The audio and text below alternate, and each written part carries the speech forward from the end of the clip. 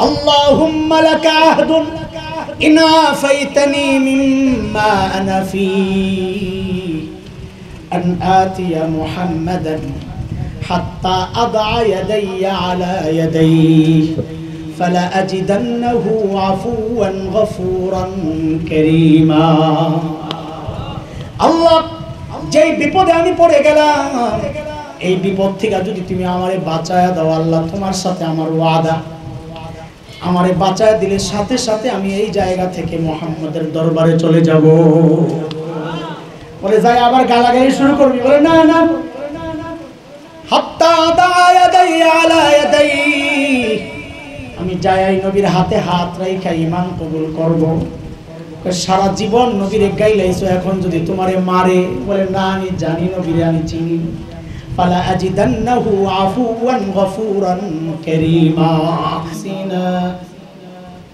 ওয়া মিন সাইয়্যাতি আ'মালিনা মান ইয়াহদিহিল্লাহু ফালা মুদিল্লা লাহু ওয়া মান فلا هادي له وأشهد أن لا إله إلا الله وحده لا شريك له وأشهد أن سيدنا وسندنا وحبيبنا ومولانا محمدا عبده ورسوله اللهم صل على محمد وعلى آل محمد كما صليت على إبراهيم وعلى آل إبراهيم إنك حميد مجيد اللهم بارك على محمد وعلى آل محمد كما باركت على إبراهيم وعلى آل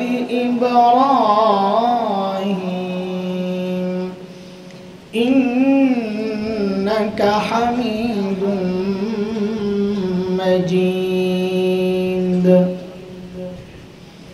أما بعد فأعوذ بالله من الشيطان الرجيم بسم الله الرحمن الرحيم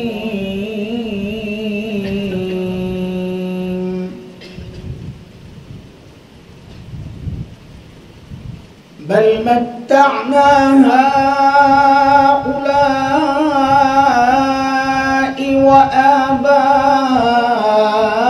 وآباءهم حتى طال عليهم العمر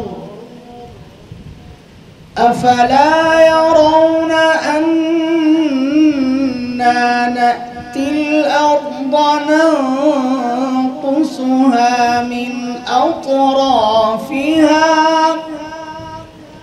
أفهم الغالبون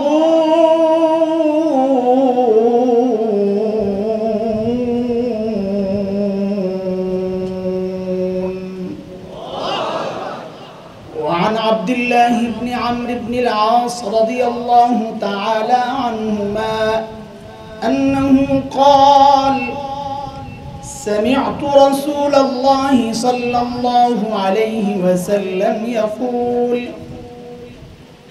إن الله لا يقبض العلم انتزاعا ينتزعه من العباد ولكن الله يقبض بقبض العلماء حتى إذا لم يبق عالما اتخذ الناس رؤوسا جهالا فسئلوا فضلوا وأضلوا فسئلوا فأفتوا فضلوا وأضلوا أو كما قال عليه الصلاة والسلام ইত্তেফাকুল মাদারিসিল কওমিয়া গাছা গাজীপুর কর্তৃক আয়োজিত আজকের এই দ্বীনি মজলিস শেখুল ইসলাম আল্লামা শাহ আহমদ শফি নব্বরাল্লাহু মারকাদাহুর জীবন শীর্ষক ও কর্মশীর্ষক আজকের এই আলোচনা সভার সম্মানিত সভাপতি হযরতুল আল্লাম মুফতি মাসউদুল করিম দামাত বারাকাতুহুল আলিয়া, উপস্থিত হযরত উলামায়ে কেরাম, মুরব্বিয়ান আযম, দূর দূরান্ত থেকে আগত ইসলাম প্রিয় সুধী সমাজ, প্রিয় ছাত্র ভাইয়েরা, আল্লামা শাহ আহমদ শফি রহমতুল্লাহি আলাইহির জীবন ও কর্মশীর্ষক আজকের এই আলোচনা সভায় উপস্থিত হতে পেরে কিছু কথা বলার সুযোগ পেয়ে নিজেকে ধন্য মনে করছি। আলহামদুলিল্লাহ, আল্লাহ আমাদেরকে এই সুযোগ দিয়েছেন যে আমাদের একজন বড় জীবন ও কর্ম নিয়ে নেক উদ্দেশ্যে কিছু আলোচনা পেশ করার। একজন আলেম যখন দুনিয়া থেকে চলে যান, দুনিয়ার জন্য এর চেয়ে বড় ক্ষতির দিক, হাদিসের বক্তব্যগুলো দেখলে বোঝা যায় এর চেয়ে বড় ক্ষতির দিক আর কি হতে পারে। কারণ এটা কিয়ামতের বড় আলামত। বড় আলামত বলতে কিয়ামতের একদম বড় আলামত যেগুলো প্রকাশ পাবে, যেগুলো সম্পর্কে হাদিসে আসছে আশরাতুস সাআ আল কুবরা, সেগুলো না, সেই বড় না, অন্যতম আলামত একজন আলেম দুনিয়া থেকে চলে যাওয়া। কারণ কিয়ামতের আগে আল্লাহ তাআলা ইলমকে উঠায় নেবেন।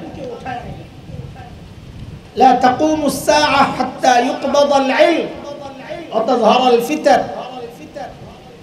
হাদিসের কথা, ততক্ষণ পর্যন্ত কিয়ামত হবে না যতক্ষণ না পর্যন্ত আল্লাহ তাআলা ইলমকে উঠায় না নেবেন। আমি যে রিওয়ায়াত শুনিয়েছি আপনাদেরকে হযরত আব্দুল্লাহ ইবনে আমর ইবনে আল-আস রাদিয়াল্লাহু তাআলা আনহুমার বর্ণনা, বুখারী মুসলিম সহিহাইনে দুই কিতাবেই আসছে রিওয়ায়াতটা। তিনি বলেন, নবীকে আমি বলতে শুনেছি এই কথা যে আল্লাহ তাআলা ইলমকে উঠায়া নেবেন না, তোমরা যেটা ভাবছো, ইনতিজাআন ইয়ানতাজিউহু মিনাল ইবাদ। আরেক রিওয়ায়াত আসছে মিন সাদরিল ইবাদ, সুবুরিল ইবাদ। মানুষের দিল থেকে আল্লাহ ইলম উঠায়া নেবেন, ওইভাবে না, ওটা মনে করো না। তাইলে ইলম কেমনে উঠায়া নেবেন? ওয়ালাকিন ইয়াকবিদু বিকবদিল উলামা। আল্লাহ আলেমদেরকে উঠায়া নেবেন, আলেমের সাথে সাথে ইলমও চলে যাবে। এই জন্য একজন আলেমের মৃত্যু, যদি তিনি আবার বড় আলেম হন, তিনি একা মারা যান না, তিনি বিশাল এক ইলমের জাহাজ নিয়ে মারা যান। হযরত ইমাম বুখারী রাহমাতুল্লাহি আলাইহির সময়কার একজন মুহাদ্দিস ইয়াহইয়া, তিনি বলেন, লাউ কাদারতু আন আযীদা ফি উমরি মুহাম্মদ ইবনে ইসমাঈল মিন উমরি লা ফাআলতু। যে আমার যদি ক্ষমতা থাকতো তো আমি আমার ওমর, আমার বয়সকে আমি মুহাম্মদ ইবনে ইসমাঈলকে দিয়ে দিতাম। যে আমারে আগে আগে নিয়ে যান আল্লাহ, আমার জন্য বরাদ্দ বয়সটা মুহাম্মদ ইবনে ইসমাঈলকে দিয়ে দেন, বুখারীকে, ইমাম বুখারীকে দিয়ে দেন। কেন? তিনি বলেন, লিআন্না মাউতি মাউতু রাজুলিন ওয়াহিদ। আরে আমি মারা গেলে তো একজন ইয়াহইয়া মারা যাবে, আর ইমাম বুখারী যদি মারা যায়, ও মাউতুহু যাহাবুল ইলম। ইমাম বুখারী মরে যাওয়া একজন ব্যক্তির মৃত্যু নয়, ইমাম বুখারীর মরে যাওয়া মানে ইলমের বিশাল ভান্ডার কবরে চলে যাওয়া। এই জন্য এটা আমাদের জন্য অনেক বড় আঘাত, অনেক বড় আঘাত। কিন্তু এর জন্য যেন আবার নাস্তিক পাড়ার থেকে আনন্দের আওয়াজ শুনতে না হয় আমাদেরকে, তোমরা একটু কানগুলো খুলে শুনে দাও। আল্লামা শাহ আহমদ শফি বাতিলের আতঙ্ক, নাস্তিকদের আতঙ্ক, তিনি চলে গেছেন মানে তোমাদের আনন্দের উপলক্ষ তৈরি হয়ে গেছে। যদি এমনটা ভাবো তো জীবনের সবচেয়ে বড় ভুলটা তোমরা করবা। কেন? আমার ভাই, আমার মুরব্বী, তিনি কিছু ইঙ্গিত দিয়েছেন। তিনি চলে গেছেন কিন্তু কিছু রেখে গেছেন। চলে গেছেন কিন্তু মানুষ মৃত্যুবরণ করলেই সব নিয়ে যায় না, কিছু।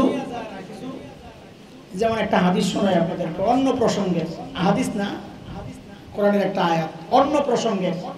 আবার ভাইবেন না কোথেকে বেটা কই গেছে গা, বক্তা মানুষ কই কই জায়গা, টাইম পাস করা না, এই সময় নাই। করোনা হইছে তো দেখলাম মাশাআল্লাহ মাস্ক, কালকে একজনের মাস্ক পরা দেখে আমার হাসি পাইছে। কি ভয় পাইছে, তিনটা মনে লাগাইছে মাস্ক, উপরে দিয়ে আবার একটা প্লাস্টিকের একটা কি হেলমেটের মতো, মানে কোনোভাবে করোনারে ঢুকতে দিবে না। গ্লাভস লাগাইছে হাতে।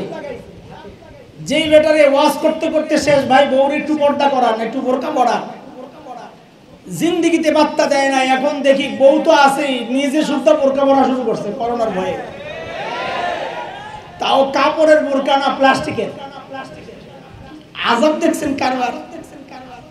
এখন আবার একটু খুশি যে কেন ভ্যাকসিন বেরিয়েছে, টিকা দিলে আর করোনা আক্রান্ত হবে না। রাশিয়া বের করছে, চীন বের করছে, আমগো দাদারাও বলে বের করছে ভারতে। দাদা কইলাম হাসেন কেন, কি রে ভাই খারাপ শব্দ এটা, গালি, তা হাসেন কেন? রহস্যপূর্ণ হাসি আপনাদের।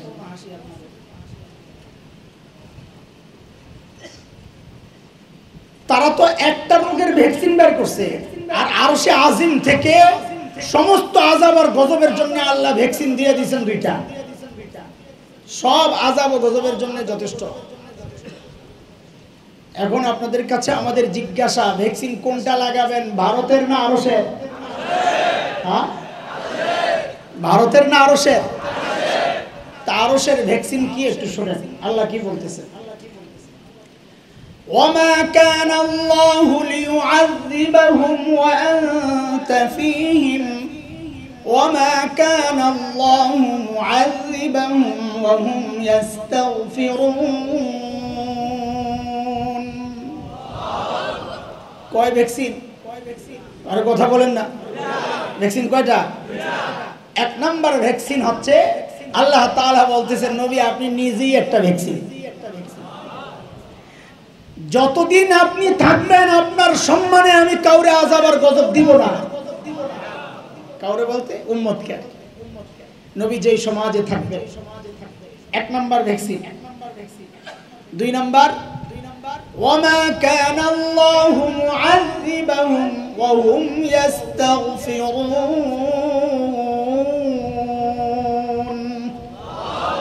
দুই নাম্বার ভ্যাকসিন হচ্ছে যে তারা যদি ইস্তিগফার করে তো তাদেরকে আমি আযাব দিব না। দ্বিতীয় ভ্যাকসিনের নাম কি? আরে বলেন না। আল্লাহ তাআলা তার রহমতের ছাতা দিয়ে বান্দাদেরকে ঢেকে রাখেন, যেন দুনিয়ার আযাব আর গজব ভিতরে না ঢুকে। এখন আমরা যদি ছাতা ফুটা করি তো রোদ ঢুকে না, ফুটা করলে বৃষ্টি ঢুকে না।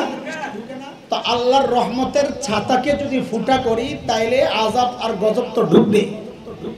বলে রহমতের ছাতা আবার ফুটা হয় কেমনে? বলে ওই তার কাটার নাম হইলো গুনাহ। গুনাহ আল্লাহর রহমতের ছাতা ফুটা করে কি দিয়া? গুনার তার কাটা দিয়া। আল্লাহ যে রহমতের ছাতা দিয়ে আমাদেরকে রক্ষণাবেক্ষণ এর ব্যবস্থা করেছেন, এটা আল্লাহ নিজে বলেছেন। লাহু মুআক্কিবাতুম মিন বাইনি ইয়াদাইহি ওয়া মিন খালফিহি ইয়াহফাযুনাহু মিন আমরিল্লাহ। ইন্নাল্লাহা লা ইউগায়্যিরু মা বিকওমিন হাত্তা হাত্তা ইউগাইয়িরু মা বিআনফুসিহিম। আল্লাহ বলেন আমি তো ছাতা দিয়ে রাখছি, ইন্নাল্লাহা লা ইউগাইয়িরু মা বিকওমিন হাত্তা ইউগাইয়িরু মা বিআনফুসিহিম। আপনাদের বুঝার জন্য তরজমা করতেছি, তুমি যদি ফুটা করো আমি কি করব? ফুটা যত বড় আযাবও তত বড়। ফুটা বড় মানে গুনাহ যত বড়। বলে ফুটা বন্ধ করব কি দিয়া? আল্লাহ বলেন ভ্যাকসিন আছে, ইস্তিগফার দিয়া জোরে লাগাও ফুটা। ইস্তিগফার দিয়া ওই ফুটা বন্ধ করো, আযাব বন্ধ হয়ে যাবে। এই বিষয়ে আলোচনার জন্য এই কথা আনি নাই, একটা কথা বুঝাইতেছি। সেটা কি? যে ভ্যাকসিন কয়টা বললাম? একটা নবী আলাইহিস সালাম নিজেই ভ্যাকসিন আযাবকে ঠেকায়া দেওয়ার জন্য, নবীর ইজ্জত, এটা সম্মান। আরেকটা হচ্ছে ইস্তিগফার। তো আমাদের কপালে তো দেখা যায় একটা নাই ভ্যাকসিন। আরে বুঝেন নাই কথা? নবী আলাইহিস সালাম আসেননি, তার মানে ভ্যাকসিন একটা শেষ আনবো। হ্যাঁ বুঝি, আর রয়েছে কয়টা? ভ্যাকসিন একটাই রয়েছে। আর আল্লাহ পড়েন আলহামদুলিল্লাহিল্লাযী আফানি, ওদিকে তাকায়া, মিম্মাবতালাকা বিহি ওয়া ফাদ্দালানি আলা কাসীরিন মিম্মান খালাকা তাফদীলা। এটা নিজের থেকে না, এটা আল্লাহ বলেন, আল্লাহর পক্ষ থেকে। ঠিক আপনার হইতে পারে কিনা?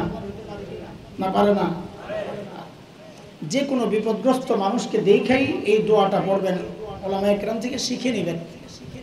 এই দোয়াটা পড়বেন তো আশা করা যায় আল্লাহ এই বিপদে আপনাকে ফেলবেন না।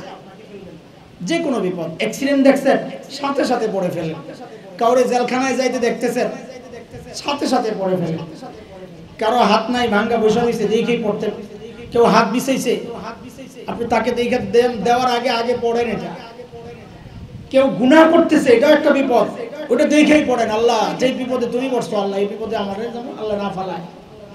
এই জন্য দোয়াটা বড় কার্যকরী দোয়া, পড়বো ইনশাআল্লাহ। যাই হোক দোস্ত, এক নাম্বার ভ্যাকসিন তো আমরা হারায় ফেলছি। বলে আছে আছে নাই? কিন্তু না দোস্ত, আছে। এক নাম্বার ভ্যাকসিনও আছে। কেন? আমাদের বড়রা বলে যে নবী নাই তাতে কি? আল্লাহর নবী তার সুন্নতকে রেখে গেছেন। যে ব্যক্তি নবীর সুন্নতকে আঁকড়ে ধরবে সে যেন নবীর সাথেই তার জীবনটা পার করতেছে। দলিল শুনেন, একটু দলিল শোনাই।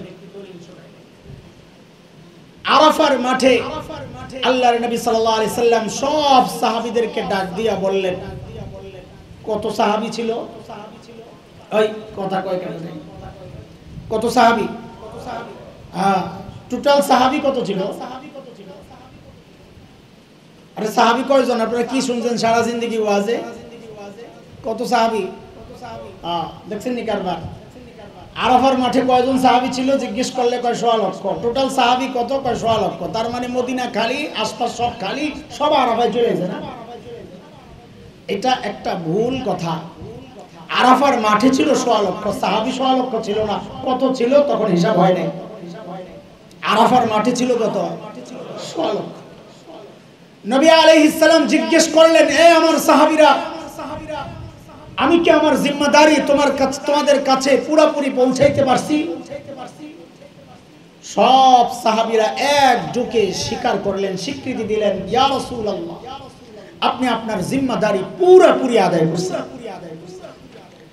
নবী আলাইহিস সালাম আসমানের দিকে আঙ্গুল উঠায়া আল্লাহকে সাক্ষী বানাইলেন, আল্লাহুম্মা শাহাদ, আল্লাহুম্মা শাহাদ, আল্লাহুম্মা শাহাদ। আল্লাহ আমার জিম্মাদারি আমি আদায় করেছি, আপনি সাক্ষী থাকুন। জিবরাইল আলাইহিস সালাম আসলেন, কানে কানে বললেন, ইয়া রাসূলুল্লাহ আল্লাহ জানাইছেন, আল্লাহও সাক্ষী আছেন। আয়াত নাযিল হয়ে গেল, আল-ইয়াওমা আকমালতু লাকুম দীনাকুম ওয়া আতমামতু আলাইকুম নি'মাতি ওয়া রাদিতু লাকুমুল ইসলাম দীনা। নবী আজকে আপনার জন্য, আপনাদের জন্য দ্বীনকে আমি কমপ্লিট করে দিলাম। আল্লাহু আকবার। আদম আলাইহিস সালামকে আল্লাহ কি বললেন? ওয়া ইযিবতালা ইব্রাহিম আলাইহিস সালামকে আল্লাহ কি বললেন? ওয়া ইযিবতালা ইব্রাহিমা রাব্বুহু বিকালিমাতিন ফাআতাম্মাহুম। নবী ইব্রাহিমকে আমি কয়েকটা কালিমা দিয়ে পরীক্ষা নিয়েছি। কালিমা কয়টা? কিছু বিষয়, মানে কিছু বিষয়। আদম আলাইহিস সালামকে কি বললেন? ফাতালাক্কা আদামু মির রাব্বিহি কালিমাতিন ফাতাবা আলাইহি। আমি আদমকে কিছু কালিমা দিয়েছি। সব নবীদের ব্যাপারে আল্লাহ বলেন কিছু কিছু দিছি আপনাকে। আমার নবী সম্পর্কে মালিক বলতেছেন আজকে দিন আমি আর কিছু কিছু রাখি নাই, যা ছিল কমপ্লিট করে। সাহাবীদের মধ্যে আনন্দের ঢেউ, গোটা ময়দানে আনন্দের ঢেউ। কেন? দিন কমপ্লিট। কষ্টের পর কোনো কিছু যদি পাওয়া যায়, কষ্টটা যত বড় হয় আনন্দটা তত বেশি হয়। সাহাবায়ে কেরাম জানেন এই দিন তো এমনি কমপ্লিট হয় নাই। আহারে কত সঙ্গীর রক্ত ঝরেছে, গর্দান শরীর থেকে আলাদা হয়েছে, ক্ষত বিক্ষত টুকরা টুকরা হয়েছে, নবী আলাইহিস সালাম ক্ষত বিক্ষত হয়েছে। আজকে এত কষ্টের বিনিময়ে আল্লাহ ঘোষণা দিচ্ছেন দিন কমপ্লিট। খুশি আনন্দের ঢেউ। ওই আনন্দের মধ্যেই সাহাবায়ে কেরাম খেয়াল করলেন ময়দানের এক কোনায় কে জানি বৈশা বৈশা হাউমাউ করে কাঁদতেছে। কিরে এই আনন্দের মুহূর্তে কান্না কে করে? যায়া উঠায়া মাথা উঠায়া দেখে হায় এ তো আর কেউ না, সাইয়েদনা আবু বকর সিদ্দিক রাদিয়াল্লাহু আনহু। আবু বকর বুঝছেন একটা, সবাই বুঝছে একটা। আবু বকর আলাদা আলাদা সত্তা ব্যক্তি। সিদ্দিক তো আবু বকর তো সিদ্দিক। ইমাম গাযালি রাহমাতুল্লাহি আলাইহি বলেছেন সিদ্দিক বুঝো, সব নবীদের একজন সিদ্দিক ছিল। সিদ্দিক মানে হচ্ছে ডুপ্লিকেট। সিদ্দিক মানে এটা না, আপনারা বুঝেন। সিদ্দিক মানে ডুপ্লিকেট। ডুপ্লিকেট বুঝে তো ইমাম গাযালি বলেন শোনো, কেউ যখন আয়নার সামনে দাঁড়ায় তো আয়নার মধ্যে বাহিরের মানুষটার হুবহু ছবিটা ফুটে ওঠে কিনা? না ব্যতিক্রম হয়? যে বাহিরে ফর্সা আয়নায় কালো, আয়নায় ফর্সা বাহিরে কালো, আয়নায় চুল নাই বাহিরে চুল আছে, এরকম হুবহু কিনা? ইমাম গাযালি বলেন সিদ্দিক হচ্ছে ওই ব্যক্তি যিনি আয়নার ভিতরে বাহিরে নবী আর ভিতরে সিদ্দিক। মানে সিদ্দিক তো সেই হয় যে তার গোটা জীবনকে হুবহু তার নবীর মতো বানায় নেয়, সাজায় নেয়। এর নাম হচ্ছে সিদ্দিক আবু বকর। আহারে কি মানুষ আবু বকর, কিভাবে নবীর মতো নিজেকে সাজাইছেন। হিজরতের সময় যখন মদিনায় চলছেন তো নবী তো সোজা হাঁটতেছেন, আবু বকর একবার ডানে একবার বামে একবার পেছনে একবার সামনে, খালি চক্কর লাগাইতেছে। এমন করেন কেন? ইয়া রাসূলুল্লাহ পিছনে গেলি ভয় লাগে, না জানি সামনে দিয়ে হামলা হয়, সামনে গেলি ভয় না জানি পেছন দিয়ে হামলা হয়। এইভাবে নবীকে নিয়ে আবু বকর মদিনায় ঢুকেন। যখন আবু বকর এইবার সামনে সামনে, কোন জাহেল দেখলে তো বলতো এই কত বড় বেয়াদব আবু বকর, নাউজুবিল্লাহ, সামনাসামনি হাঁটে, সামনে সামনে হাঁটে। কিন্তু আবু বকর সামনে সামনে কেন হাঁটছেন? কারণ এই সাধারণ মানুষদের একটা প্রবণতা আছে, তারা মহব্বতের নামে মাহবুবের উপর জুলুম করে মুসাফার জন্য। আরে বুঝেন কথা? মহব্বতের নামে যাকে মহব্বত করে মুসাফার নামে তার উপর জুলুম করে, চাপ দিয়া ভত্তা বানায়। হুজুর হুজুরের মহব্বত করি, হুজুর যে মরে যায়। এক বক্তা ওয়াজ করছে যে যে এলাকায় বুজুর্গদের কবর থাকে আশপাশের কবরওয়ালারাও কিছু রহমতের বাতাস পায়। হুজুর এই ওয়াজ করে গেছে রুমের মধ্যে, যায়া যেই না যায়া বসছে চাটা খাইবে, এর মধ্যে দেখে বাইরে চিল্লাচিল্লি। খাদেমদের পাঠাইছে দেখতো কি জন্য চিল্লাচিল্লি হয়। খাদেম দৌড়ে এসে যা শুনছে দৌড়ে ঘরে যায়, বলে তাড়াতাড়ি গাট্টি গোল করেন, এই এলাকায় থাকা যাবে না। বলে কি জন্যে? বলে আপনি বলছেন এলাকায় আল্লাহ ওয়ালা থাকলে রহমত নাজিল হয়। পাবলিক চিন্তা করতেছে আমাদের এলাকায় কোনো বুজুর্গ নাই, একটা কাম কর হুজুরের মাইরা কবর দে। হুজুর মইরা যাক, আমার বরকত দরকার বেটা। এই এটা লাগবে না, এটা লাগবে। আমার কষ্ট হবে কিন্তু আওয়াজটা আরো সমস্যা হবে। এই কষ্ট তো বয়ানের জন্য, বয়ানে যদি বোঝা না যায়, আমি মরে যাই আর বয়ান শুনে। দোস্ত খেয়াল করে শুনে, খেয়াল করে শুনে, খেয়াল যা আছে যেটুকু আছে ততটুকুই শোনেন বাস। এখন আর নতুন করে চেঞ্জ করতে গেলে, ঠিক করতে গেলে, আসলটা নাই হয়ে গেলে সব যাবে। যেটুক আছে একটু বুঝতে থাকবে। তো হযরত আবু বকর সামনে সামনে যেন পাবলিকের ধকল আবু বকরের উপর দিয়া যায়। বুঝে আসছে কথা? যায় বসছেন আবু বকর আর নবী আলাইহিস সালাতু ওয়াস সালাম, কিন্তু পাবলিক কানাকানি করে, কি রে কোনটা নবী? দুইজনের মধ্যে কে নবী বুঝতে পারছে না। কেন? দুইজনের চুল একরকম, দুইজনের মুখের জায়গা একরকম, দাড়িগুলো একরকম, পাকছে দুইজনের একই রকম। এই ছোট দাড়ি এক দুইটা পাকছে, আরে দুইজনের জামা একরকম, দুইজনের লুঙ্গি একরকম, জুতা একরকম, কথাও বলে একরকম, তাকায়ও একরকম। হুবহু আবু বকর নবীর প্রতিচ্ছবি। কিন্তু মুশকিল হইল কখন? যখন একটু রোদ ওঠা শুরু হয়েছে, তো নবী আলাইহিস সালামের কপালে সূর্যের আলো একটু ঘামতেছেন নবী। এখন তো আর আবু বকরের সহ্য হয় না, উঠা যায় চাদরটা দিয়ে কপালটা যখন মুছা দিছে, পাবলিক বুঝছে, এতক্ষণে বুঝছি কে নবী আর কে আবু বকর। ওই আবু বকর ময়দানের এক কোণে বসে বসে কাঁদে। আরে আবু বকর নবীকে একরকম চিন্তা করেন, অন্যরা করেছেন আরেকটা। সবার দিলের মধ্যে আনন্দের ঢেউ। আরে আজকের দিন কমপ্লিট হয়ে গেছে। আবু বকর কাঁদেন বসে বসে। সঙ্গীরা যায় জিজ্ঞেস করে, আবু বকর আজকের দিন কমপ্লিট, তোমার কি কোনো আনন্দ লাগে না? আবু বকর তুমি খুশি না? হযরত আবু বকর বলেন, আরে পাগলগুলা, দিন কমপ্লিট মানি বুঝছো? দিন কমপ্লিট মানি নবী আলাইহিস সালামের চলে যাওয়ার সময় হয়েছে। যেই না আবু বকর এই কথা বলছে, গোটা ময়দানের চিত্র পাল্টায়া গেছে। পাগলগুলো এখন গড়াগড়ি করে কান্না শুরু করছে। কারণ তারা আশেকে রাসূল, আমাদের মতো জিলাপির আশেক না রে ভাই। ও ভিন্ন আশেকটা।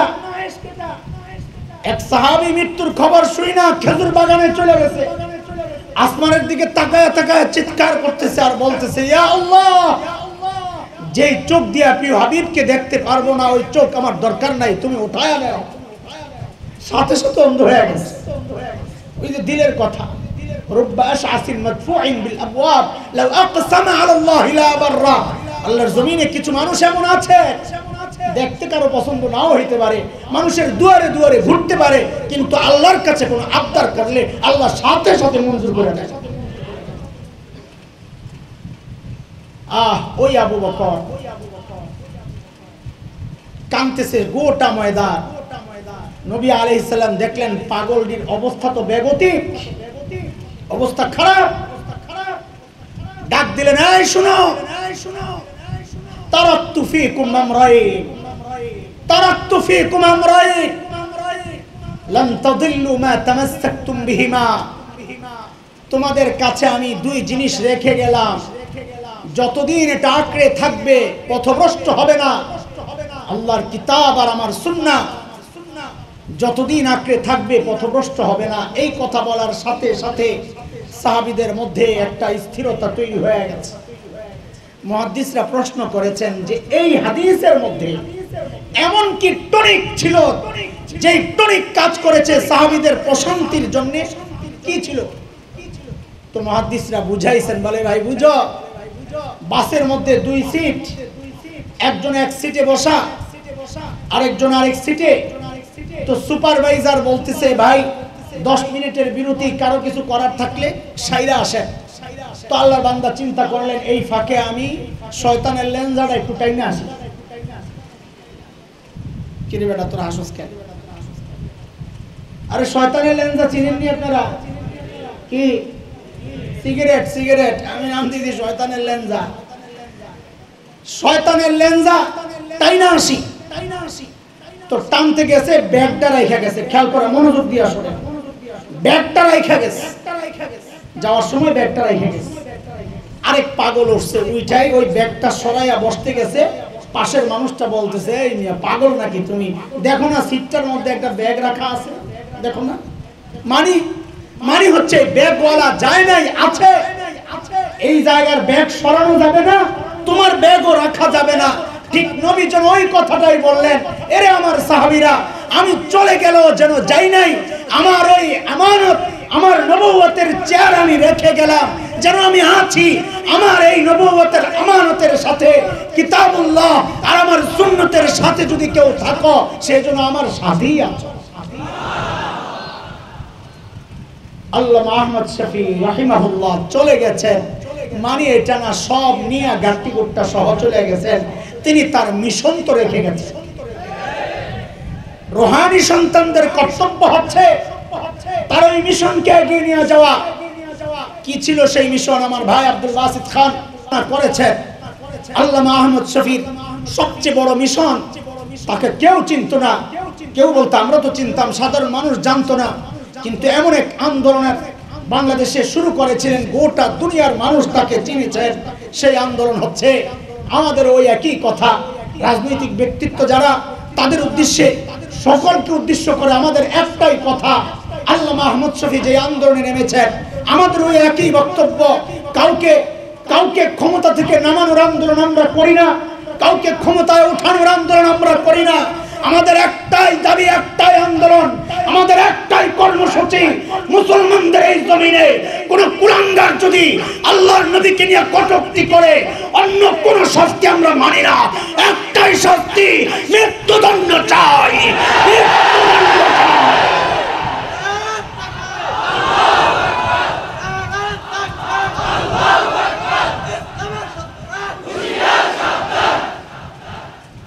আমরা যখন এই কথাগুলো বলি, বহু মানুষের চুলকানি শুরু হয়, হুজুরদের আর কোনো কাম নাই, হুজুরদের আর কোনো কাম নাই। আমরা বলি হ্যাঁ, আমাদের আর কোনো কাম নাই, এটাই আমাদের কাম। বহু বিষয়ে আপোষ করা যায়, এই জায়গায় কোনো আপোষ নাই। কথাকার আল্লাহ বলেছেন, তুমি কোরআন খোলো, সূরা তাওবা 12-13 নম্বর আয়াত পড়ো, আল্লাহ কি বলেছেন শোনো। মালিক বলতেছেন, وَإِنْ نَكَثُوا أَيْمَانَهُمْ مِنْ بَعْدِ عَهْدِهِمْ وَطَعَنُوا فِي دِينِكُمْ فَقَاتِلُوا أَئِمَّةَ الْكُفْرِ إِنَّهُمْ لَا أَيْمَانَ لَهُمْ لَعَلَّهُمْ يَنْتَهُونَ أَلَا تُقَاتِلُونَ قَوْمًا نَكَثُوا أَيْمَانَهُمْ وهموا بإخراج الرسول وهم بدؤوكم أول مرة أتخشونهم فالله أحق أن تخشوه إن كنتم مؤمنين। কথাটা আল্লাহ বলতেছেন, আরে শোন, কিছু বিষয়ে আপোষ করা যায় না। বলে কোনটা? সেটা তো আনু ফি দীনিকুম, যারা চুক্তি লঙ্ঘন করে এবং দ্বীনকে নিয়ে কটূক্তি করে, গালাগালি করে, দাড়ি নিয়ে তুচ্ছ-তাচ্ছিল্য করে, পর্দার বিধান নিয়ে তুচ্ছ-তাচ্ছিল্য করে, টুপি নিয়ে তুচ্ছ-তাচ্ছিল্য করে, লা ঈমান লাহুম, তাদের সাথে কোনো আপোষ চলবে না। একটাই দাবি, ফাকাতিলু আইম্মাতাল কুফর, যেখানে পাবে কল্লা ফেলায় দেবে। কথাটা এটি বললে হুজুরগো বিরুদ্ধে খেইপা যান না, আপনার মাথায় গন্ডগোল আছে। কেন? দুইটাই মারামারি লাগছে এলাকায়। আমগো ঢাকায় আগো খবর শোনাই আপনার করে, আমগো তো চাপার যুগটা বেশি। তো একটা আরেকটারে মারতে তো পারে না, মহল্লায় যায় একটা চিঠি বাড়াইছে, চিঠির মধ্যে লেখা দিছে, আবে লগে একটা গালিও দেয়, এটা পেলাম না, কয় আবে আমগো মহল্লায় আইস, তোরে পাইলে তো চাপাটা ঘুলা হওয়া। চিঠির মধ্যে লেখা দিছে, ডাক পিয়ন চিঠি লয়ে গেছে, ওই পাশ থেকে চিঠি পড়াই মেজাজটা খারাপ হয়ে গেছে, ধরে ছিড়া ডাক পিয়নরে মারছে এক চটকা। আচ্ছা, ডাক পিয়নের কোনো দোষ আছে? তো যে বেটা ডাক পিয়নরে চটকানা মারে আর মাথা ঠিক আছে না পাগল? আরে ভাই, আমরা তো ডাক পিয়ন, চিঠি তো আল্লাহ। এই কথাগুলো কার? তোমার কলিজায় লাগলে যায় আল্লাহরে ধরো, আম করে যদি মারো তো বুঝুম তোমার মাথা নষ্ট। কোরআনের কথা বললে যদি কারো চুলকানি হয় বুঝতে হবে শরীরের চুলকানি না, এটা মাথার চুলকানি। মাথার মধ্যে ডিজিটাল গোবরে ভরা, মাথায় কোনো বুদ্ধি নাই। ভয় লাগে? ভয় পাইতেছে? হ্যাঁ, তো আপনি যদি ভয় পান আল্লাহ ওইটাও জানাই দিতেছেন, এই তুই ভয় পাইলে কারে পাসবে? হ্যাঁ, আলা তুকাতিলুন কওমান নাকাসু আইমানাহুম। এই এগুলোকে মারামারি লাগোস না কেন? আল্লাহ বলতেছে। আরে কার কথা? এগো কল্লা কাটস না কেন? কে বলতেছে? আতাকশাউনাহুম। আল্লাহ বলতেছেন তুই কি ভারতের ভয় পাস? আরে কার কথা? আল্লাহ বলছেন একটা, তুই তাদেরকে ভয় পাস, মানে আমি বলতেছি তুই নাস্তিক করে ভয় পাস, কাদিয়ানি ভয় পাও। আরে কার কথা? আল্লাহ জিজ্ঞেস করতেছেন তুই কি কাদিয়ানিরে ভয় পাও, নাস্তিক ভয় পাও, ভারত ভয় পাও, রাশিয়া আমেরিকা ভয় পাও, চীন ভয় পাও? আল্লাহ বলেন না, ভয় যদি পাইতে হয় আমাকে পাইতে হবে। তুই যদি ইমানদার হস, ভয় কাকে পাইতে হবে? আল্লাহকে পাইতে হবে। এই জন্য বলি আমাদেরকে হুমকি ধমকি দিয়ে লাভ নাই। আমরা প্রস্তুত আছি। দেশ দখলের হুমকি দাও, উলামায়ে কেরামকে দমন করার হুমকি দাও, মাদ্রাসা বন্ধের হুমকি দাও, একবার হাত দিয়ে দেখো, খোদার কসম একটাকে জিন্দা ছাড়া হবে না, জিন্দা ছাড়া হবে না।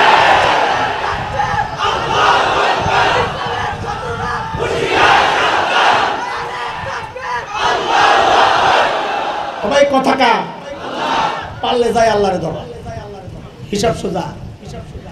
সূরা আত-তাওবা আয়াত 12-13 জানাই দিলাম, ঠিকানা শুদ্ধ জানাই দিলাম, কোন পোস্ট অফিসের মাধ্যমে আইছে চিঠিটা।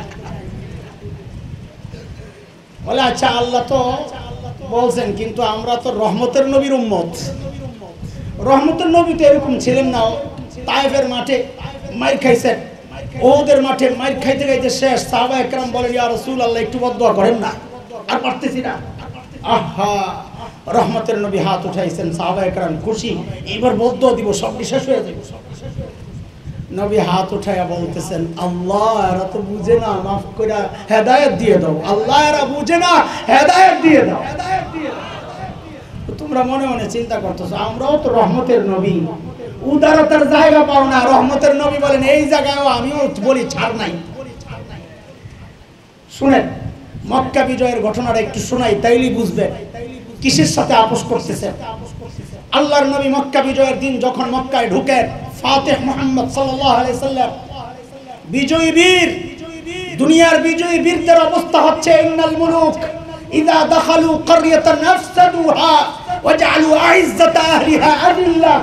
দুনিয়ার রাজা বাদশারা কোন জনপদে ঢুকলে তছনছ করতে করতে ঢুকে, সম্মানিতদেরকে অসম্মান করতে করতে ঢুকে। অথচ ফাতিহ মুহাম্মদ মক্কা বিজয়ী মুহাম্মদ সাল্লাল্লাহু আলাইহি সাল্লাম যখন মক্কায় ঢুকতেছেন, চোখ দিয়া ঝরঝর করে পানি পড়তেছে, মাথাটা নোয়া, ঘোড়ার পিঠে মাথাটা নোয়া উপরের মতো হইয়া তিলাওয়াত করতে করতে ঢুকতেছেন। ইন্না ফাতাহনা লাকা ফাতহাম মুবিনা। আল্লাহ জয় আপনি দিয়েছেন, আমার কোনো কৃতিত্ব নাই। কানতে কানতে ঢুকতেছেন, দুইটাই কি ধরছেন, এই ধর সব নিয়ে। আহা, রহমতের নবী চাইলেই পারতেন, চাইলেই পারতেন। দুইটাই ঘোষণা দিলেন এই ভয় পাইও না, ভয় পাইও না, কম জ্বালাও নাই কিন্তু ভয় পাইও না। মান দাখালাল মসজিদাল হারাম ফাহুয়া আমিন। যে মসজিদে হারামে যায় আশ্রয় নিবে সে নিরাপদ। যে দলীয় অফিস আবু সুফিয়ানের ঘরে যায় আশ্রয় নিবে সেও নিরাপদ। মান দাখালা দারা আবি সুফিয়ান ফাহুয়া আমিন। দলীয় অফিসে ঢোকার সুযোগ পাও নাই তো নিজের ঘরের দরজা বন্ধ করে চুপচাপ বসে থাকো, মান আগলাকা বাবাহু ফাহুয়া আমিন, তাও তুমি নিরাপদ, সব মাফ। কিন্তু কিছু মানুষ যারা গালাগালি করত, এগোর সার নাই। এই কথা বলতেছেন কে? রহমতের নবী। আমি বয়ানের শেষ পর্যন্ত বারবার জিজ্ঞেস করব এই কথাটা কার, বলতে হবে কার? শুধু নবী না, কার? আরে কার? রহমতের শব্দটা লাগাবেন কেন? যে তুমি উদারতা দেখায়ো না, তোমার চেয়ে অনেক বড় উদার আমার নবী, যাকে আল্লাহ বলেছেন আজিজুন রাউফুর রহিম। লাকাদ জাআকুম রাসূলুম মিন আনফুসিকুম আনফুসিকুম আজিজুন আলাইহি মা আনিতুম হারিসুন আলাইকুম বিল মুমিনিনা রাউফুর রহিম। আল্লাহ বলেছেন নবী আপনি রহিম, আপনি রাউফ, আপনি আজিজ, দয়ার মায়া পুরো দিলটা ভরা ওই নবী, রহমতের নবী বলতেছেন যে সবাইরে মাফ করলেও এই যেগুলা গালাগালি করছে এগুলারে যেখানে পাইবা ওইখানেই ধরবা। এগুলা সবগুলা মালাউল, সবগুলা কি কথা কয় না, তোমরা কথা না করলে তো আমার কথা বেরোব না। ধরতে হবে কোনগুলারে? আরে কারে ধরতে হবে? বলে মালাউন কারা? আমার এই সমাজে, আমাদের এই সমাজে মালাউন বলে আমরা হিন্দুদেরকে গালি দেই, তাই না? এটা ঠিক না, এটা ঠিক না। মালাউনের একটা নির্দিষ্ট পরিচয় আছে। মালাউন কারা? এটা কোরআন বলেছে।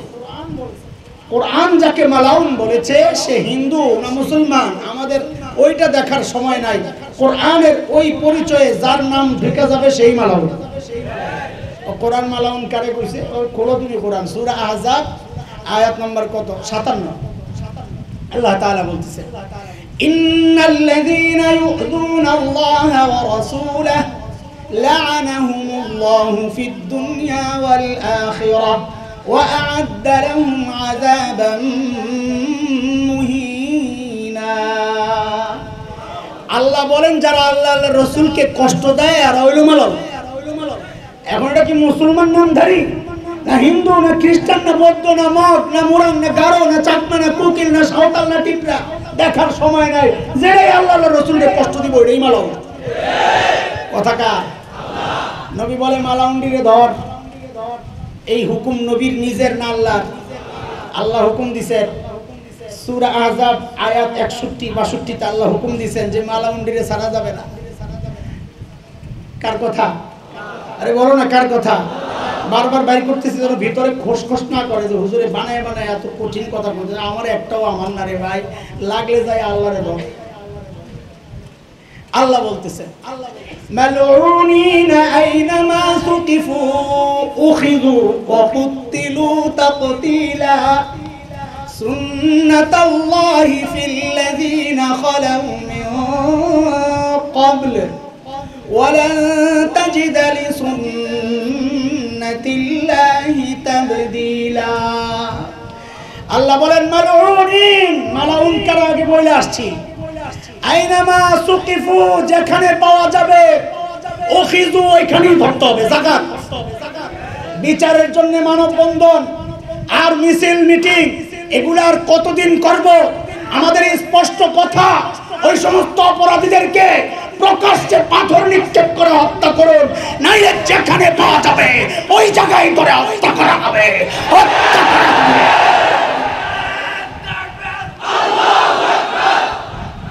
কার কথা? আমারে কিছু কইবে না, যদি কও তো মাথা নষ্ট। বলে হুজুর এটা তো আগের নবীর যুগের কথা। আল্লাহ কয়টা আমি আগে থেকেই জানি তোর ভিতরে যে খসখস করতে পারে।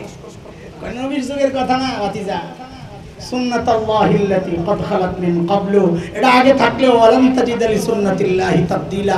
আল্লাহর সিস্টেম পাল্টায় না, আগে যা ছিল এখনো তাই।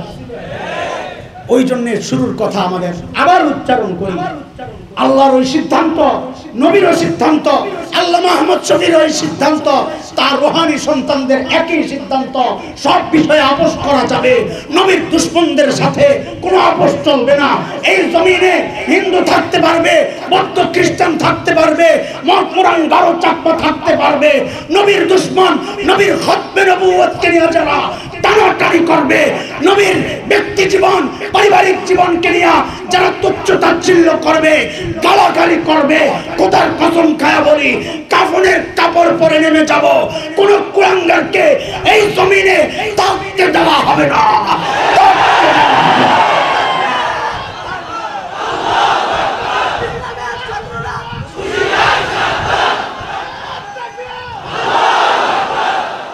শেখ ইবনে তাইমিয়া রাহমাতুল্লাহি আলাইহির একটা বিখ্যাত কিতাব আছে এই বিষয়ক, যারা নবীকে নিয়ে গালাগালি করে তাদের কি শাস্তি হওয়া উচিত এই বিষয়ক একটা বড় দামি কিতাব আছে, যার নাম হচ্ছে আস-সারিমুল মাসলুল আলা শাতিমির রাসূল। ওই জায়গায় শেখ ইবনে তাইমিয়া রাহমাতুল্লাহি আলাইহি 15 জনের নাম ঘোষণা করছেন। কয়জন? আমি সবটির হিস্ট্রি পড়ছি, ওইটা দেখছি হায়রে আল্লাহ এখনো একই অবস্থা। ওই 15 জন হয় এটা গায়ক ছিল, অথবা লেখক ছিল, অথবা কবি ছিল, হ্যাঁ, অথবা নাচানাচি করতো, মানে সব ওই নাট্য পাড়ার লোক। এই 15টা কয়টা? নাট্য পাড়ার লোক, গায়ক গায়িকা, চিত্রনায়িকা চিত্রনায়ক, এই সব এগুলা এখনো দেখি এগুলাই কথা কয়। এই মাহফিল বলে দর্শনে উৎসাহিত করে, দেখছেন নি কারবার? আর এরা দর্শনের বিরুদ্ধে নাচানাচি করে, ওই জায়গায় ওসুমাসুমের ভিডিও আয়া বসছে। আমার কইতে লজ্জা লাগতেছে। শেখ ইবনে তাইমিয়া রাহমাতুল্লাহি আলাইহি 15টা নাম ঘোষণা করছেন, মানে উল্লেখ করছেন। আব্দুল্লাহ ইবনে খাতান, কুরতুনা, কুরাইনা, সাররা, মাকিস ইবনে সুবানা, ওয়াইরিস ইবনে নাকিদ, আব্দুল্লাহ ইবনে সাদ ইবনে আবি সারাহ, ইকরামা ইবনে আবি জাহল, হারিস ইবনে তলাতিল, হুবার ইবনুল আসওয়াদ, আব্দুল্লাহ ইবনে জিবিরা, কাব ইবনে জুহাইর, ওয়াহশি ইবনে হারব, হুবায়রা বিনতে আবি ওয়াহাব আল মাখজুমি, হিন্দা বিনতে উতবা। এই 15টার নাম ঘোষণা করে নবী বলছেন জেনে পাবি এনে শেষ করবে। কয়টা? সব তো চারিদিকে পালাইছে, কিন্তু আব্দুল্লাহ ইবনে খাতাল চিন্তা করছে পালানোর সুযোগ তো নাই, ধরা পড়ব, দৌড়াইয়া যায় কাবার গিলাপ দিয়া নিজেরে জড়াইছে। সারা জিন্দিগি নাফরমানি কইরা রব্বে কাবার এখন আশ্রয় নিচে যায় কাবার গিলাপ দইরা মনে করছে মুসলমান কাবারে সম্মান করে, গিলাপটা লাগাইলে মনে করছে আরে ছেড়ে দিব। ওই পদ্ধতি এখনো চালু আছে। সারা জীবন হুজুরকে বিরুদ্ধে চইলা নির্বাচন আসলে টুপির লাগাইয়া মনে করছে আরে ছেড়ে দিব। কিন্তু গিলাপ দিয়ে পেঁচাইলে কি হইব? মাথায় তো বুদ্ধি নাই। বুদ্ধি থাকলে তো ঈমান আনতো, কারণ যার মাথায় বুদ্ধি আছে সে রব চিনে। কার কথা? ইন্না ফি খালকিস সামাওয়াতি ওয়াল আরদ ওয়া ইখতিলাফিল লাইলি ওয়ান নাহার লাআয়াতিন লিউলিল আলবাব। আল্লাহ বলেন যার মগজ আছে সে রব চিনে। সোজা কথা। বলে যে নাস্তিক বিজ্ঞানীগুলা কত কিছু আবিষ্কার করে, এরা তো রব মানে না। বলে এগুলোর মাথায় মগজ, তুমি মনে করো এগুলো মগজ না, এগুলো সব ডিজিটাল গোবর। কি এগুলা? গোবর। গোবর। অরিজিনাল মগজ হইলে মগজের মালিককে চিনত। আব্দুল্লাহ ইবনে খাতাল নিজেরে গোপন করছে, কিন্তু নিচে দিয়ে তো পাও দেখা যায়। আরে বুঝেন না এই কথা? এই ঘটনা পড়ার সাথে সাথে আমার ছোটবেলার গল্প মনে পড়ে। আমি হাসতে হাসতে শেষ। ওই সময় যখন করছি, নতুন বউ গেছে শ্বশুর বাড়ি, পিড়া চিনেন? পিড়া বসে যে পিড়ি, ওই পিড়ির মধ্যে বৈশা ভাত খাইতেছে। হঠাৎ বৌমার বায়ু ছুটছে। তো এটা তো স্বাভাবিক বিষয়, হইতেই পারে, এটা নিয়ে হাসা করা এটা খুব খারাপ জিনিস, হাসাহাসি করা। ঠুস করে যখন ছুটছে, বৌমা, নতুন বৌমা লজ্জা পেয়েছে। লজ্জা ঢাকার জন্য কি করবে? ওই যে টিনের প্লেট ছিল আগে, দেখছেন না টিনের প্লেট, ওগুলো আগে তো ওগুলোই চলে। ওই টিনের প্লেটের মধ্যে আঙ্গুল দিয়ে এরকম জোরে গুতা মারছে, ক্রোধ করে উঠছে। মানে শ্বশুরে বুঝাইলো আব্বা আগের যে আওয়াজটা হয়েছে আপনি যেটা মনে করছেন ওইটা না, এটা আঙ্গুলের ভূতার আওয়াজ। তো শ্বশুরও তো বিড়াল কম না। শ্বশুরকে এইভাবে ছেড়ে দিলে ভবিষ্যতে এরকম মিথ্যা কথা কইব, দরকার নাই, একবারই যা এর শরম টরম ভাঙাইয়া দিই। তো বলতেছে বৌমা আওয়াজটা নাইলে কোন রকম ঢাকলা, কিন্তু গন্ধটারে কি করবা? ঠিক আব্দুল্লাহ ইবনে খাতালের এই কিসসা কইরা আমার ঠিক ওইটাই মনে পড়ছে। তুই বডিটারে নাইলে কাবার গিলাপ দিয়ে ঢাকলি, নিচের পাউডি তো দেখা যায়, ওটি কি করবি? হযরত আলী কাররামাল্লাহু ওয়াজহা আরো দুইজন সাহাবী দৌড়ে গেছেন। কার আগে কে যাবেন? কারণ ভাগে তো কম পড়ছে, ভিতরে যে খুব রাগ, সবাইরে মারতে পারলে না, একটু রাগটা কমতো। এখন তো সব বাদ রয়েছে মাত্র 15টা, তাও ভাইয়া গেছে সব চারিদিকে। এমন একটারে পাইছে, সব রাগ আর খবরের মধ্যেই তো ঢুকবে। দৌড়ে যায়, ধইরা সাথে সাথে কল্লা ফালাইয়া মাকাম ইব্রাহিমের পাশে ঝুলাইয়া রাখছে। হযরত ওসমান রাদিয়াল্লাহু আনহু জিন্নুরাইন, নবীর দুই মেয়ের জামাই, একটার পর একটা, নিজের আপন দুধ ভাই, ওই 15 জনের একটা আব্দুল্লাহ ইবনে সাদ ইবনে আবি সারাহ হাত ধইরা নবীর ডান পাশ দিয়ে আইসা বলে, ইয়া রাসূলুল্লাহ, আমি আমার দুধ ভাই আব্দুল্লাহ ইবনে সাদ ইবনে আবি সারাহর জন্য আপনার কাছে নিরাপত্তা চাই। আস্তামিনু লি আখি আব্দুল্লাহ ইবনে সাদ ইবনে আবি সারাহ, আমি নিরাপত্তা চাই ইয়া রাসূলুল্লাহ। আল্লাহর হাবিব সাল্লাল্লাহু আলাইহি সাল্লাম আস্তে করে মুখটা ফিরাইয়া ফেলছেন। আরে কে মুখ ফিরাইছে? জোরে বলেন, কে মুখ ফিরাইছে? মায়া তোমারে গুতায় না। দেখো, রহমতের নবী তার কাছে নিরাপত্তা চাইছে, জানের নিরাপত্তা, ইমানের বদলা ইমান আনবে, ছেড়ে দেন। নবী মুখ ফিরাইয়া নিছে। তাও কার আহ্বান? নিজের জামাই ওসমান, যাকে নবী হায়া করতেন, ওসমানের হায়ার মূল্যায়ন করতেন নবী। ওই উসমান রাদিয়াল্লাহু আনহু আবদার করছেন, ইয়া রাসূলুল্লাহ, আমি আমার দুধ ভাইয়ের জন্য নিরাপত্তা চাই, ছেড়ে দেন। নবী আলাইহিস সালাম, কোন নবী রে ভাই? রহমতের নবী মুখ ফিরাইছেন। হযরত ওসমান আবার আব্দুল্লাহ ইবনে সাদ ইবনে আবি সারাহের হাত ধরে আবার ওই পাশে, ইয়া রাসূলুল্লাহ, আমার ভাইয়ের জন্য নিরাপত্তা চাই। আল্লাহর নবী আবার মুখ ফিরাইছেন। কোন নবী? রহমতের নবী আবার মুখ ফিরাইছেন। হযরত ওসমান আবার এই পাশে আসছেন, ইয়া রাসূলুল্লাহ, আমার দুধ ভাই আব্দুল্লাহর জন্য নিরাপত্তা চাই। আল্লাহর নবী বললেন, যাও, নিরাপত্তা দিয়া দিলাম। ঈমান কবুল করছে, মুসলমান হয়ে গেছে। কিন্তু নবী আলাইহিস সালাম এর পরে কি বললেন জানেন? এই তোরা কি করলি? সাহাবায়ে কেরামকে বলতেছে, তোরা কি করলি? আমি যে মুখ ফিরাইয়া কালক্ষেপণ করতেছিলাম, এই সুযোগটা কেন নিলি না? কেন আর শেষ করলি না? আরে কথাটা বলতেছেন কে? আর রহমতের নবী এই কথা বলতেছেন, তোরা এই সুযোগটা কেন গ্রহণ করলি না? সাহাবায়ে কেরাম কয়, হায় হায়, বোয়াল মাছটা গেল সুইটা। বলি, ইয়া রাসূলুল্লাহ, আপনি একটু চোখ দিয়ে একটু ইশারা দিয়ে দিতে। আহা, প্রিয় নবী বলেন, হে রে বোকা, আমি নবীদের সান্না চোখের ইশারায় কথা বলা। নবীরা যা বলেন ডাইরেক্ট বলেন। আমাদের কথাগুলো পছন্দ হয় না, কারণ তোমাদের ওই রাজনীতির মুনাফিকি আমরা জানি না, শিখি নাই, পারি না। এই জন্য যা বলি ডাইরেক্ট বলি, কথা কোন ঠিক কিনা? কারণ নবীর ওয়ারিস আমরা, নবীরা যা বলতেন ডাইরেক্ট বলতেন, নবীর ওয়ারিসরাও যা বলেন ডাইরেক্ট। হযরত ইকরামা ইবনে আবি জাহেল ছিল ওই 15 জনের একজন, সারা জীবন গেল্লাইছে আর জ্বালাইছে। এই খবর শুই না যে আমার নামে ওয়ারেন্ট জারি হইছে, পালাইছে ইয়ামনের দিকে। ভাগতে ইয়ামনের বর্ডারের কাছে যাইয়া পড়ছে একটা নদীর মতো।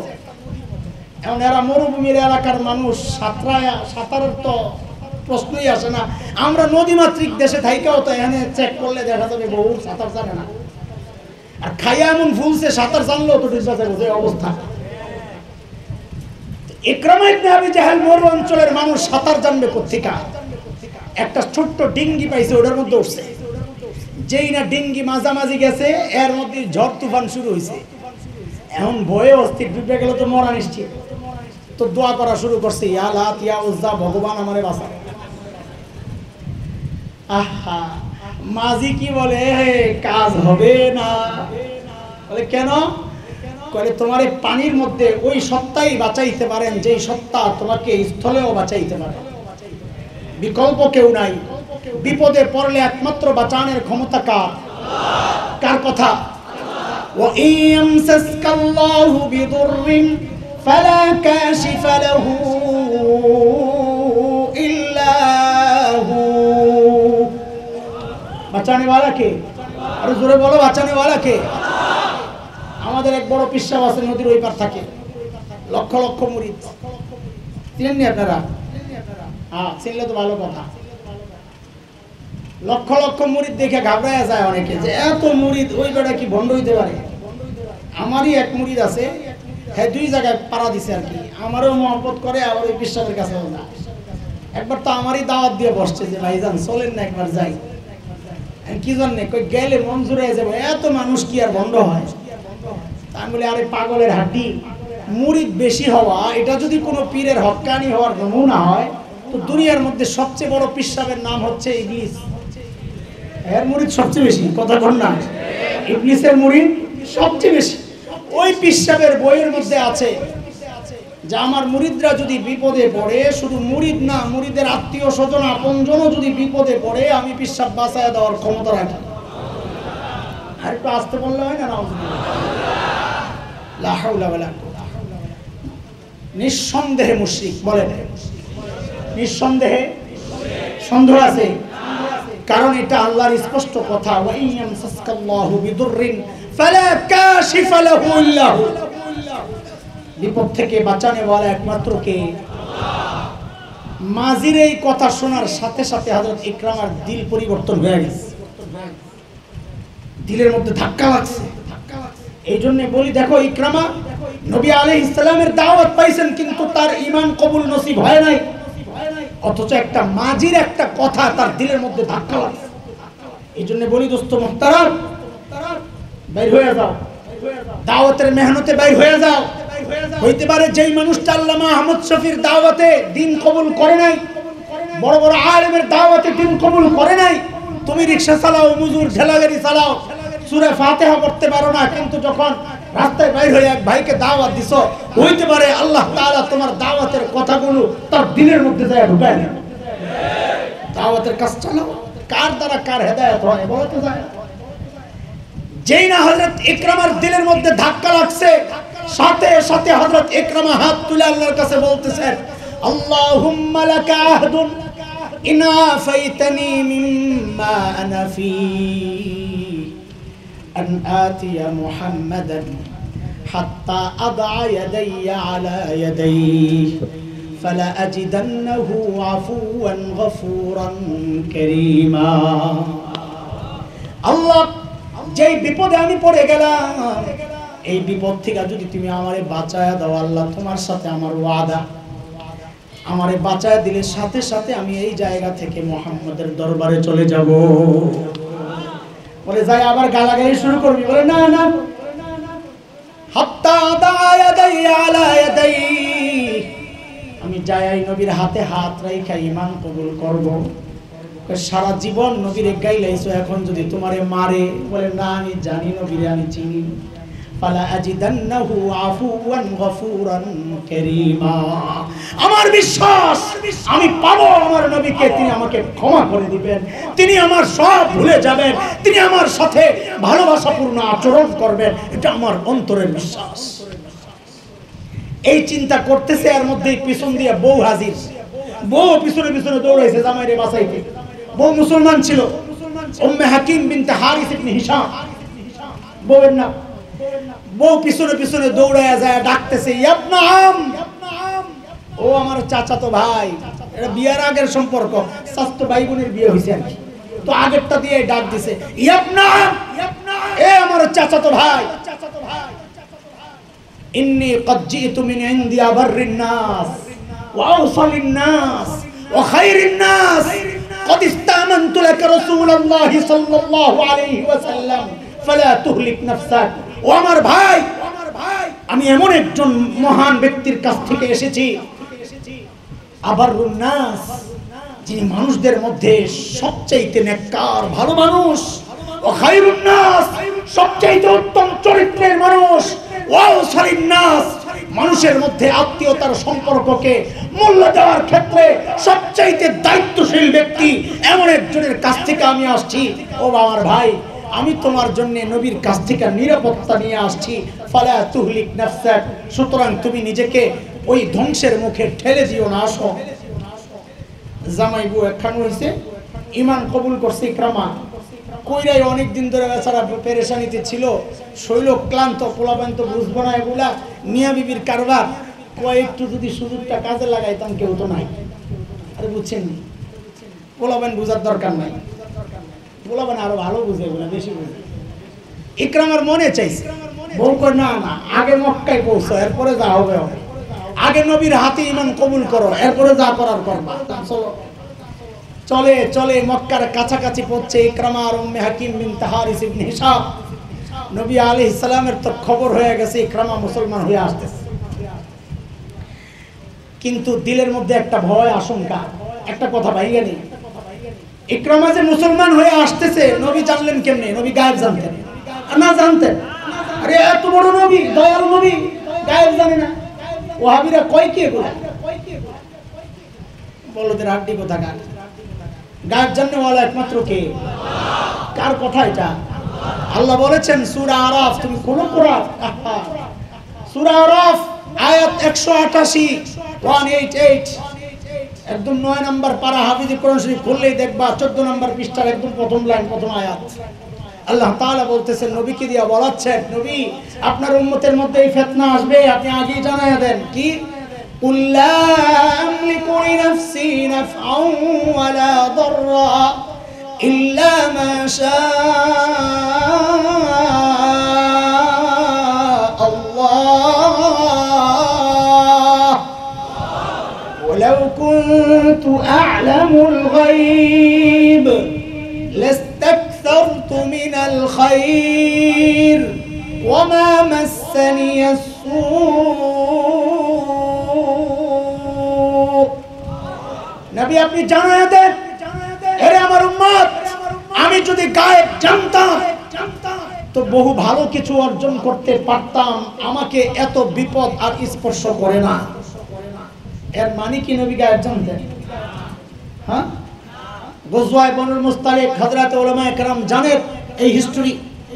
গজওয়ায়ে মুরাইসিও যেটা আরেক নাম। আম্মা জান আয়েশার বিরুদ্ধে অপবাদ দেওয়া হলো, কারণ আম্মা জান তার যে পালকি ছিল ওই পালকি থেকে নেমে জরুরত সারতে গিয়েছিলেন। নবী আলাইহিস সালামের কাফেলা চলে গেছে, আম্মা জান পিছনে রয়ে গেছেন, হারায় গেছেন, খুঁজতে খুঁজতে আম্মা জান পিছনে পড়ে গেছেন। এখন নবী যে চলে গেলেন, নবী কি জানেন না আম্মা জান যে তার পালকিতে নাই? হাউদা, আমি পালকি বললাম আর কি, পালকিতে নাই, নবী এটা জানতেন না? জানতেন না? কথা বলে, যদি বলে জানতেন আম্মা জান এখানে নাই, তাইলে নবী তো দায়িত্বহীন স্বামী, এইরকম কম বয়সী একটা স্ত্রীকে একা একা অন্ধকার এই মরুর মধ্যে রেখে চলে যাচ্ছেন।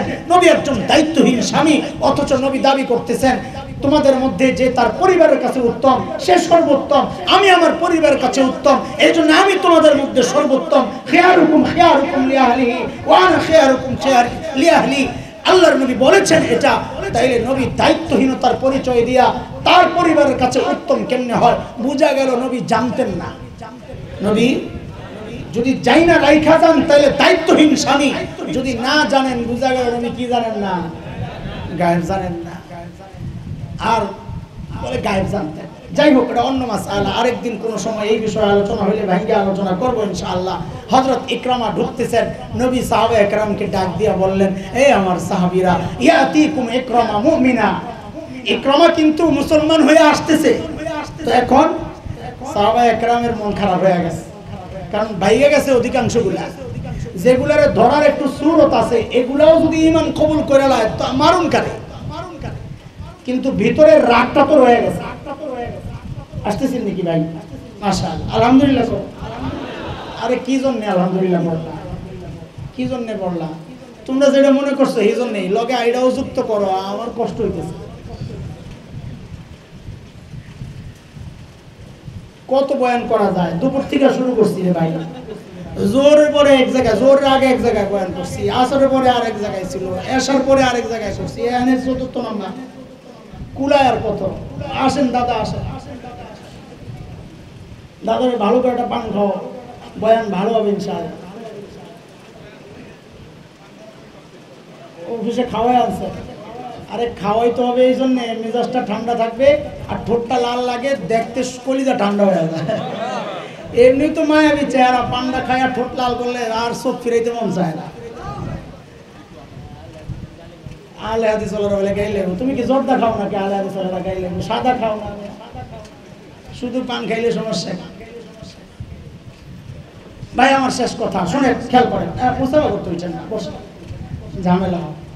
শেষ কথা শুনেন, নবী বললেন, এই আমার সাহাবীরা ইকরামা মুমিন হয়ে আসতেছে, তো তোমরা কিন্তু মনের ভিতরের ক্ষোভটার ঝালটা ইকরামার বাপের উপর দিয়া চালাইয়া দিও না। আবু জাহেল, ইকরামার বাপকে আবু জাহেল, আবু জাহেল তো মরে গেছে সেই বদরে, এখন ইকরামার জাল আবু জাহেলের উপর দিয়ে মিটাইয়া ইকরামার সামনে বাবারে গালাগালি করো না। ইয়াতিকুম ইকরামা মুমিনা ফালা তাসুব্বু আবা ফাইন্না সাব্বাল মাইয়িত ইউজিল হাই। মৃত ব্যক্তিরে গালি দিলে জীবিত যে আপনজন তাদের কলিজায় লাগে, এই কাজটা করো না। আরে আজকের বাংলাদেশের আওয়ামী লীগ বিএনপি নবীর এই ছোট্ট এক লাইনের বক্তব্যের উপর যদি আমল করত, বিএনপির লোকজন যদি বঙ্গবন্ধুকে গালাগালি ছেড়ে দিত, আর আওয়ামী লীগের লোকজন যদি জিয়াউর রহমানের গালাগালি ছেড়ে দিত, তাদের আপোষের অনেক লড়াই কমে যেত। করতে থাকো, আল্লাহর নবী ইকরামারেও মুসলমান বানায় ছেড়ে দিলেন। দোস্ত এই যে হিস্ট্রিটা পুরোটা শুনাইলাম, পুরোটা শেষ হয় নাই, সারা রাত লাগবে। এটা কোন নবীর হিস্ট্রি শুনাইলাম? আরে কোন নবী? সূরা তাওবার 2 আয়াত দিয়ে শোনাইছি। এই অপরাধীদেরকে কে ছাড়েন নাই? কে ছাড়েন নাই? আল্লাহ ছাড়েন নাই। এই অপরাধীদেরকে রহমতের নবীও ছাড়েন নাই, হযরতে সাহাবায়ে কেরাম ছাড়েন নাই।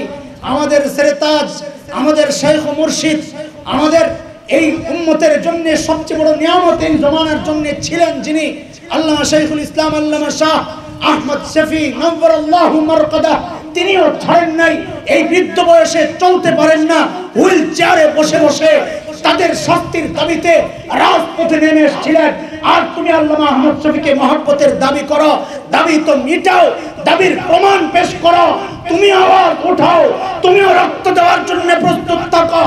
যেই জমিনে কোন কুলাঙ্গার যদি প্রিয় হাবিবকে নিয়ে কটূক্তি করে, এই জমিনে কোন কুলাঙ্গার যদি নবীর খতমে নবুয়তের মুকুট নিয়ে টানাটানি করে, খোদার কসম কোটি জীবন যদি দিতে হয়, জীবন দিতে প্রস্তুত, জীবন দিতে প্রস্তুত, জীবন দিতে।